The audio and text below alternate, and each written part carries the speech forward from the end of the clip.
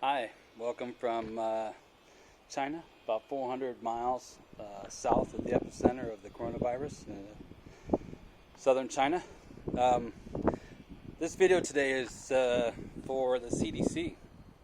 There's a significant problem in communicating the CDC's communication with the population about flu and about what viruses do.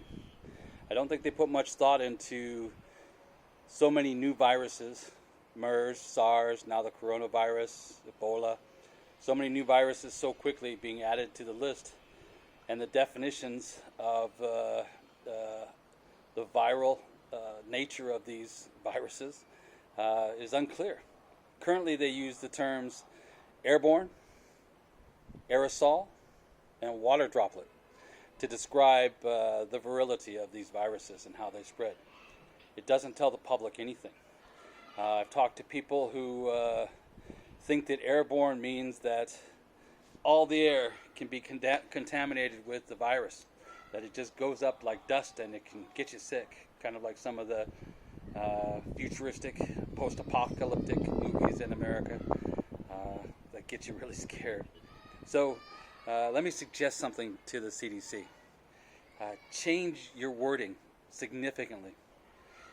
Change it to mean something for each level. For instance, the Ebola virus. The Ebola virus doesn't go into the air through aerosols. It's only spread by water droplets and through the sweat glands, body fluids. The flu and other viruses can go aerosol, but they're not airborne in the way you think of it, as in dust can get you sick. The difference between water droplet and aerosol is simply the size of the water and how long it can stay suspended in the air. So the helpful advice is this. Number one, if it can't be spread by sneezes for any length of time, say it's body fluids, close contact. Come up with a definition like that where it's close proximity, virility.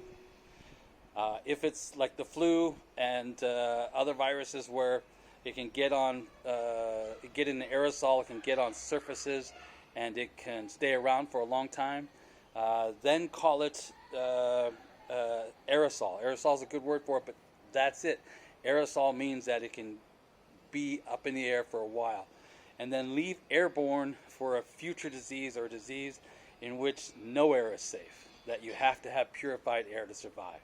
Because so many people hear the word airborne and think that from the city it's going to come into the country and into their house and they're going to get sick, and that's just not the case. So please, CDC, change your terminology so it means something to us.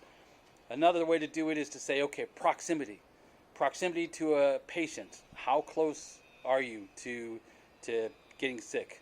1 meter, 10 meters. An aerosol will go much further than a water droplet, but it still doesn't. Water droplet versus aerosol doesn't give us a good idea how far to be away and when to actually get worried about the ventilation in the building. For instance, the coronavirus.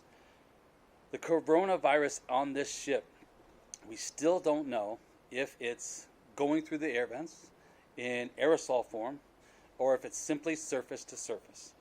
If it's just surface to surface and it's not airborne, you can protect yourselves with your hands and with a basic face mask. If it is aerosol going through the vents, then it's a completely different preparation, and we need to know that. So CDC, please change your definitions for viruses. Thanks.